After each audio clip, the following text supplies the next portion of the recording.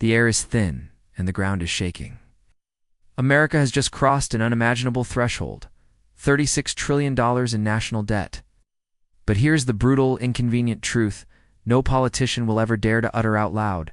The United States can never pay this back. Not in 50 years, not in 100 years, not ever. The numbers have stopped being political arguments and have become a cold, mathematical death sentence. Look closely at the frantic images flickering across your screen. Now the endlessly ticking debt clock. The dizzying spike on the Federal Reserve charts, the desperate, hollow-sounding debates in Congress, and the terrifying climb of interest rates. We are watching a nation, the world's reserve currency, enter a debt spiral that is mathematically impossible to exit. What happens when an empire owes an amount so vast it dwarfs its capacity to earn? How does a debt spiral like this end? And, crucially, who among the unsuspecting masses gets completely wiped out when this devastating cycle finally snaps? This is not a new or unique American problem. Every great empire before it, from Rome to Britain, eventually hit this exact financial wall, and every single one collapsed the exact same way. In the next few moments, we will cut through the noise to break down exactly why the U.S. is trapped in this inescapable loop, why repayment is a pure fantasy, and what comes after we pass the absolute point of no return. The mechanism of a debt spiral is frighteningly simple to understand, yet devastatingly effective. The debt is growing significantly faster than the nation's income. This is not about the absolute number. It is about the rate of growth.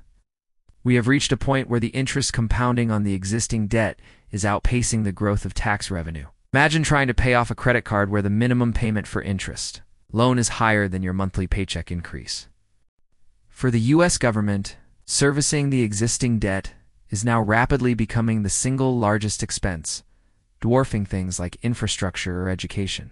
Once the cost of paying the interest on the debt exceeds the rate at which the economy and tax revenue are growing, the point we are now crossing the doom loop officially begins. From that point on, you must borrow simply to pay the interest, accelerating the debt accumulation exponentially. The U.S. has not just approached the doom loop, it has already entered it and is being pulled toward the center at an alarming speed. The national debt is currently growing by a staggering $1 trillion every 100 days. Interest payments are rising faster than spending on national defense, which is traditionally the largest line item. The grim reality is that there is no combination of plausible tax increases or politically feasible spending cuts that could possibly reverse this curve now. Even if every interest rate suddenly dropped back to zero, the sheer structural imbalance is so great with entitlement spending designed to balloon regardless that the machine is fundamentally broken. We are forced to ask, where does the money come from next week to pay the interest from last week? To genuinely pay off $36 trillion. The nation would require a financial shock so large it would destroy society as we know it.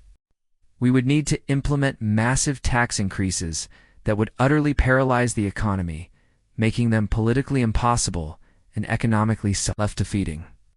Alternatively, we could mandate extreme spending cuts to core government functions like Social Security, Medicare, and defense, a politically suicidal act that would lead to immediate civil unrest.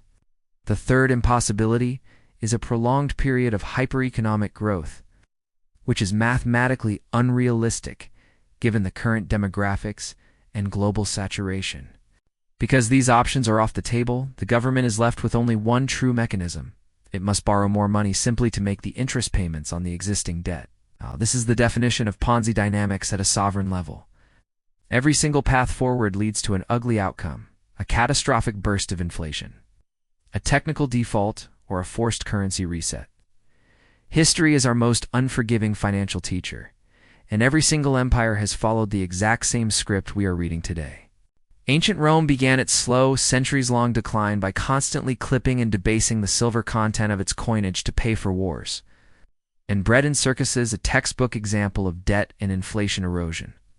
Weimar Germany after World War I, saddled with impossible reparations, simply turned on the printing presses, leading to hyperinflation so extreme that banknotes were used as wallpaper, culminating in a forced currency reset. Even the mighty British Empire from the 1940s to the 1970s was crippled by debt, forcing constant devaluation of the pound and the painful decades-long loss of its global influence. Modern Japan has been trapped for decades in its own debt spiral, using 0% interest rates to keep the system running, resulting in decades of economic stagnation. America's pattern is not just similar, it's identical, only this time the scale is exponentially larger. The debt spiral has not been a gradual slide. It has accelerated violently in the 2020 to 2024 window. The government printed an estimated $7 trillion out of thin air in the span of a few years, fundamentally normalizing trillion-dollar deficits as the baseline of government operation. At the same time, the Federal Reserve hiked interest rates from near zero to over 5%, causing the cost of servicing that enormous debt to explode overnight. This lethal combination was compounded by foreign buyers of U.S. debt, such as China and Japan, quietly stepping away from the Treasury market. Now, as old, cheap debt matures, the U.S. government is forced to refinance it into expensive new debt at vastly higher interest rates, throwing the financial health of the nation onto a cliff edge. As repayment is impossible, the endgame becomes a choice between four terrible scenarios. The first and most likely scenario is inflation erosion. This is the government's quiet default, where they simply devalue the currency by printing more money, shrinking the real value of the $36 trillion debt. It is a silent theft, effectively liquidating the purchasing power of every citizen's savings and wages without requiring a single vote in Congress. The second possibility is a controlled default, a polite term for restructuring the debt behind closed doors, where the Treasury forces bondholders' pension funds, insurance companies, and foreign nations to take a haircut on their principal. Third is a full currency reset.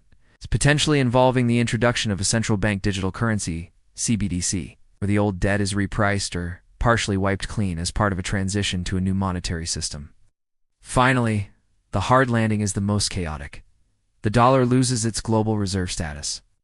Capital flees, and the entire financial system is violently repriced overnight. For the everyday American, this unfolding tragedy is not just an abstract financial headline. It is a creeping, pervasive reduction in the quality of life. The necessity of borrowing to pay interest means that long-term, you will face higher taxes and lower benefits as every dollar is prioritized for debt servicing. The relentless inflation erosion means your cost of living will continue to rise regardless of official figures, and the value of your lifelong savings will decline year after year. Housing, car loans, and all forms of credit will become permanently more expensive. The tragic consequence of the $36 trillion debt spiral is the slow, grinding impoverishment of the middle class, pushing millions toward financial fragility without a single headline to mark their unnoticed decline. Understand this core, unshakable truth. America will not pay back the $36 trillion. It will pay it down the only way possible, through the invisible mechanisms of inflation, through the devaluation of the dollar, and through the slow, agonizing erosion of every citizen's purchasing power. Empires do not collapse in a single, dramatic moment. They crumble quietly, then suddenly, when the weight of the debt finally breaks the faith in the currency. The clock is ticking toward that sudden break. The next essential episode, I will break down the 5 unmistakable signs that the U.S. government is actively preparing for a full debt reset, and what those warning signs mean specifically for your savings, your home equity, and your family's future security.